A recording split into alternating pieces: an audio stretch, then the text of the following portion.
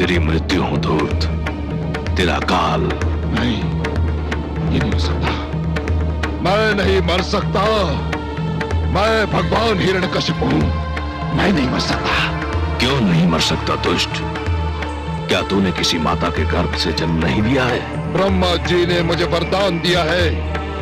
क्या वरदान दिया है? कि ना मैं दिन में मर सकता हूं, न रात्रि में। तो देख दुष्ट, इस समय न दिन है ना रात्रि, ये संध्या काल की बेला है।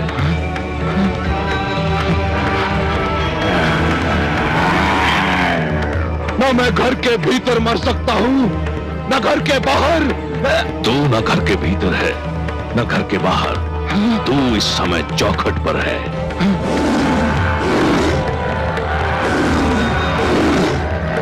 ब्रह्मा जी ने कहा था कि ना मैं धरती पर मर सकता हूं, आकाश में।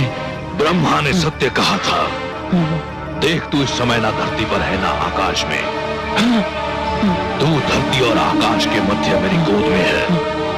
और क्या कहा था भाग्य विधाता ने? उन्होंने कहा था कि ना मुझे पशु मान सकता है न मानव। मुझे ना कोई पशु मानेगा ना मानव।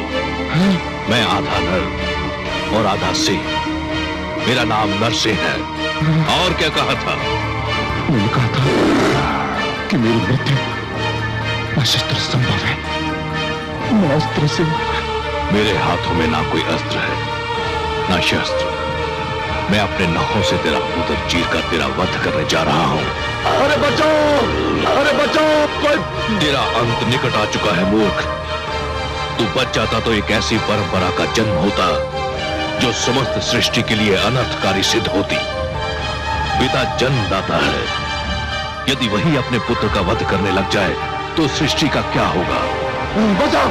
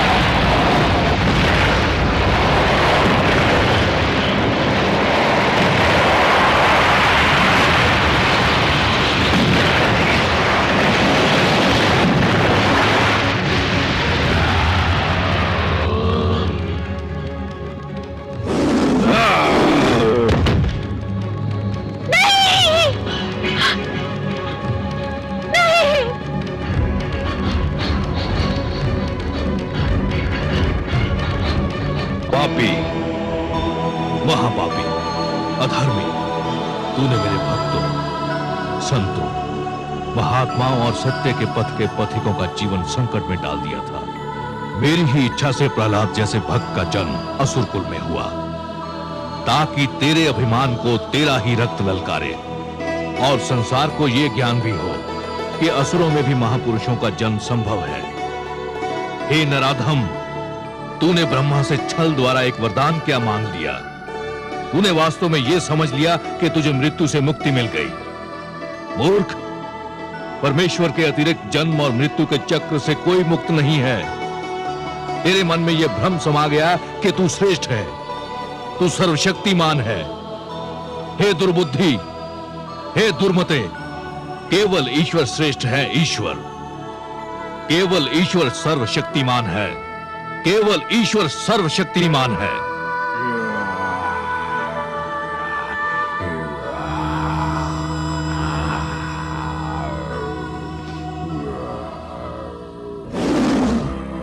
शांत हो जाइए हे विश्वेश्वर, शांत हो जाइए। नहीं, आज संसार को यह ज्ञात हो जाना चाहिए कि परमेश्वर की शक्ति को ललकारने वालों का क्या परिणाम होता है।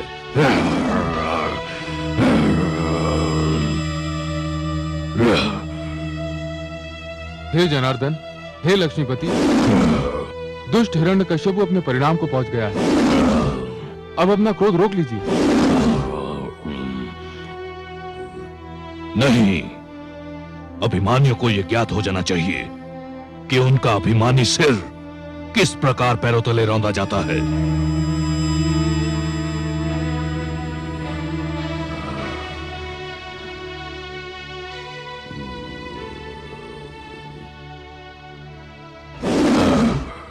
हे वासुदेव, आपने न्याय कर दिया है।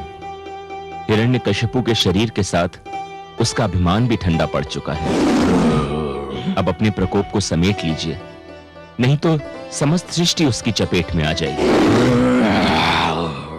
इस पापी ने स्वयं को ईश्वर कहा था, स्वयं को सर्वशक्तिमान कहा था, मेरे भक्तों को कष्ट दिया था।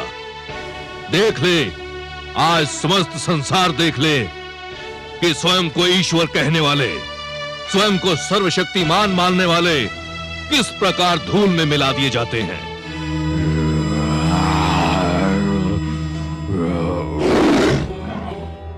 हे दया निधान, हे कृपा सागर, हे करुणा सिंधु, मैं जानती हूँ जब मानवता पे कोई संकट आता है, जब कोई आपके भक्तों को सताता है, तब आपके मन में क्रोध का ज्वार उमड़ता है। परंतु हे सर्वेश्वर, आपके भक्तों के शत्रु को आपने अपने हाथों से मारा है। अब तो आप शांत हो जाइए। कैसे शांत हो जाऊं? अधर्म को कैसे सहन कर लूं? अधर्म मेरे समक्ष मृत पड़ा है और अधर्म को तो मैं मृतक रूप में भी नहीं देख सकता।